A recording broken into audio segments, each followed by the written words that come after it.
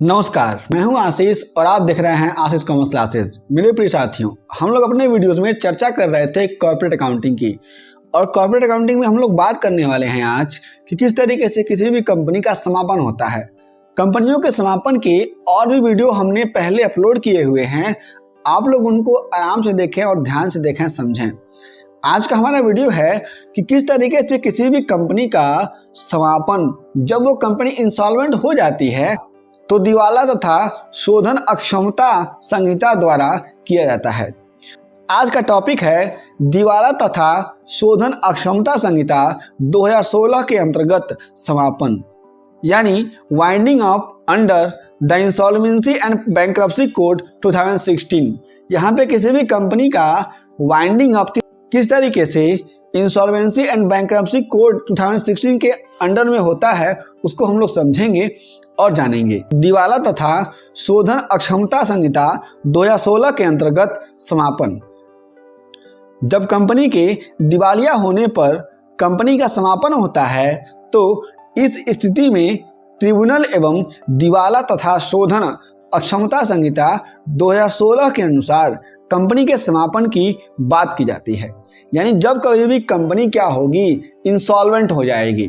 Insolvent होने का मतलब ये होता है कि कंपनी के पास जो लायबिलिटीज हैं, उन लायबिलिटीज को पे करने के लिए कंपनी के पास एसेट्स यानी कैश वगैरह कुछ बचा ही नहीं है कि जिससे कंपनी अपने कर्जों को यानी अपनी लायबिलिटी को पे कर पाए। तो उस कंडीशन में कंपनी क्या होती है, इंसॉल्वेंट हो जाती है। तो जब इंसॉल्वेंट का समय आता है तो उस समय जब कंपनी का समापन किया जाता है, वाइंडिंग अप किया जाता है, तब समापन कंपनी का ट्रिब्यूनल और जो भी बैंक्रप्सी कोड एक्ट है उसके द्वारा किया जाता है, जिसमें दिवाला तथा शोधन अक्षमता संहिता 2016 के अंतर्गत समापन की कुछ महत्वपूर्ण शर्तें इस प्रकार से हैं। अब एक कौन कौन सी बातें की गई हैं उसको हम लोग समझ लेते हैं। पहला, ऋण चुकाने में असमर्थ होने पर समापन, यानी कोई कर्जा है उसको कंपनी नहीं दे पा रही है तो उसके लिए समापन किया जाएगा तो क्या होगा। इसका प्रावधान कोड की धारा 7 से 9 तक किया गया है, जिसके अंतर्गत वित्तीय तथा परिचालन लेनदारों यानी फाइनेंशियल एंड ऑपरेशनल क्रेडिटर्स द्वारा कॉर्पोरेटेड दिवालियापन संकल्प की प्रक्रिया की जाती है। तो इस तरीके से जब लोन कोई भी कंपनी पे नहीं कर पाती है तो उसके द्वारा इस तरीके से यहाँ पर समापन उसका होता है।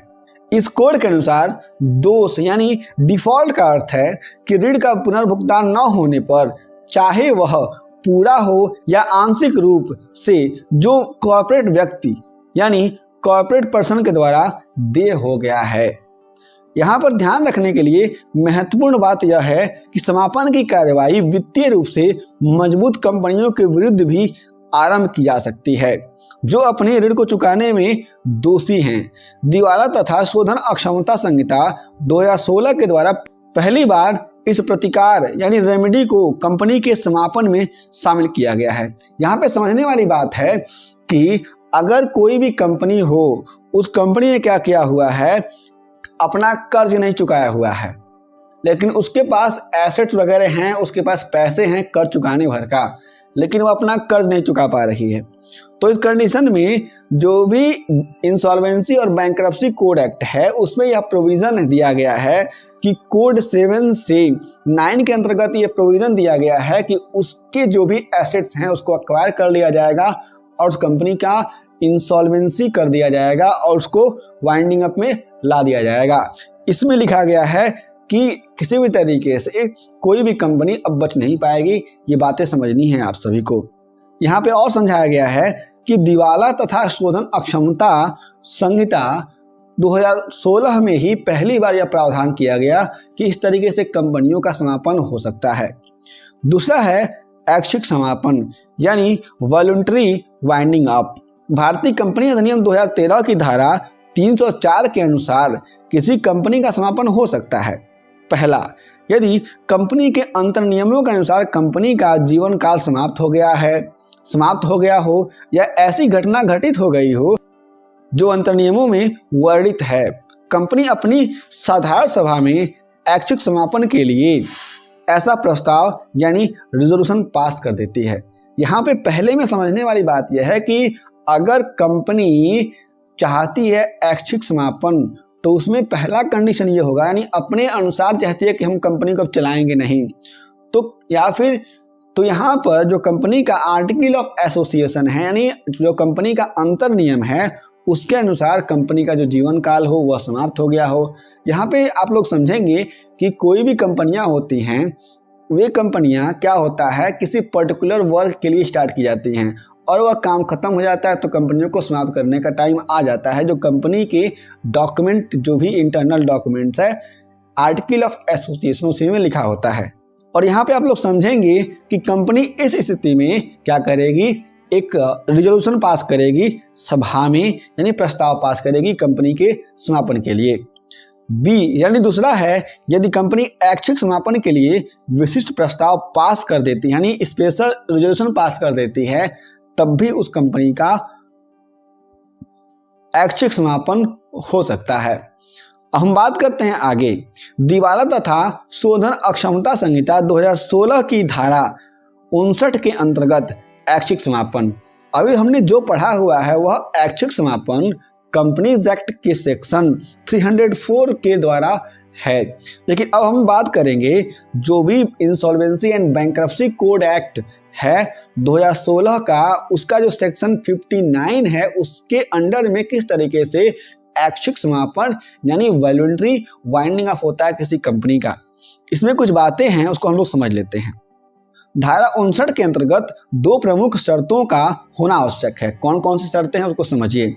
पहला है, कॉर्पोरेट व्यक्ति स्वयं की ऐच्छिक समापन करवाना चाहता है, यानी जो भी कंपनी है उसके अनुसार अब कंपनी का समापन हो जाना चाहिए। कंपनी के डॉक्यूमेंट्स वगैरह में लिखा गया है कि कंपनी अब समाप्त हो जानी चाहिए।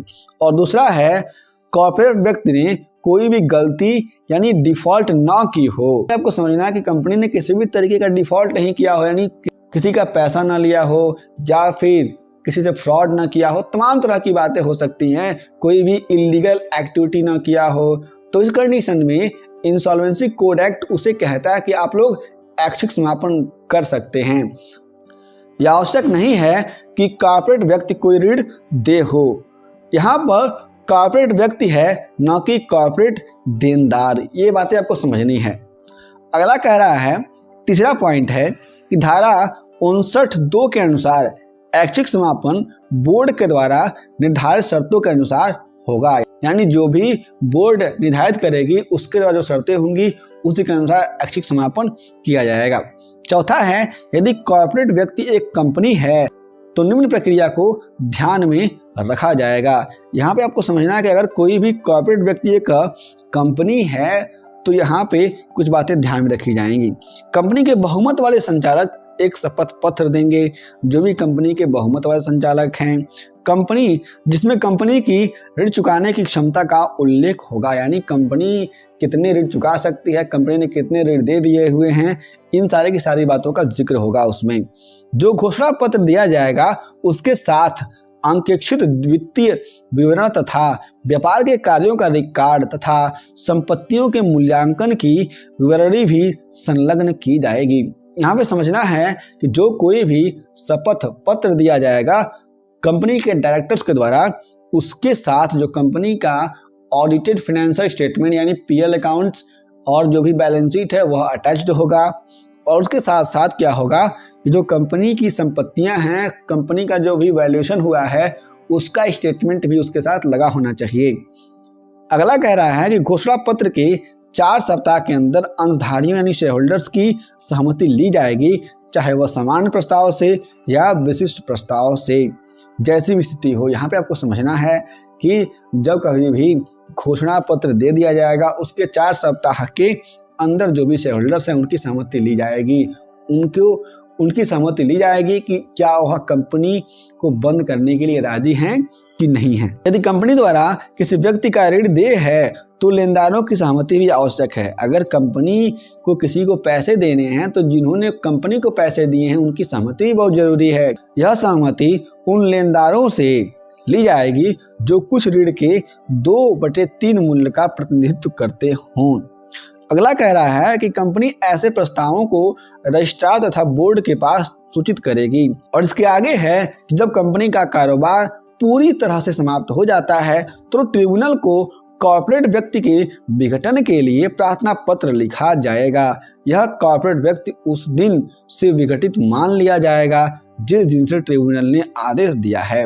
और यहाँ पे आपको समझना है कि जब पूरा का पूरा बिजनेस समाप्त हो जाएगा, कोई भी बिजनेस कंपनी करेगी नहीं, तब जो भी कॉर्पोरेट व्यक्ति है उसके समापन के लिए, जो कोई भी कंपनी है उसके समापन के लिए ट्रिब्यूनल को एक पत्र लिखा जाएगा। और ट्रिब्यूनल जब पत्र प्राप्त कर लेगी और ट्रिब्यूनल कह देगी, ट्रिब्यूनल आदेश दे देगी कि आज से यह कंपनी समाप्त हो गई, तो उस दिन से कंपनी का समापन मान लिया जाता है, जो भी insolvency and bankruptcy code act है उसके अंडर में। 5वां पॉइंट है, ट्रिब्यूनल प्रार्थना पत्र दाखिल होने पर कॉर्पोरेट देनदार को विघटित घोषित करने का आदेश जारी करेगी, जिसमें लिखा होगा कि आदेश की तिथि से ही उसको विघटित माना जाए। और 6वां यानी अंतिम है कि आदेश जारी होने के 14 दिन के अंदर आदेश की प्रति उस प्राधिकरण को दे दी जाएगी जिसके पास वह कॉर्पोरेट व्यक्ति पंजीकृत है।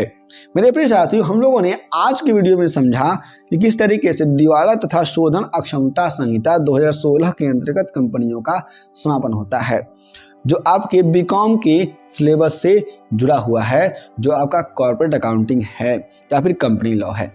हम लोग आगे भी बहुत सारी बातें करेंगे कंपनी लॉ या फिर कॉर्पोरेट अकाउंट से जुड़े हुए। और आपके पास यदि कोई प्रश्न है तो उन सारे के सारे प्रश्नों का आप हमें जरूर भेजें, हम आपके सभी प्रश्नों का उत्तर जरूर देंगे। हम फिर से मिलेंगे एक नए वीडियो के साथ, तब तक के लिए जय हिंद।